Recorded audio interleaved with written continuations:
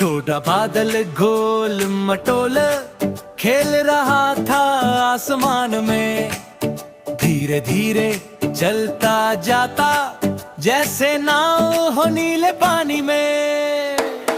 बादल बादल टप्पा खा बरसा देना पानी, छप छप करके नाचेंगे हम, झूमेगी ये कहानी।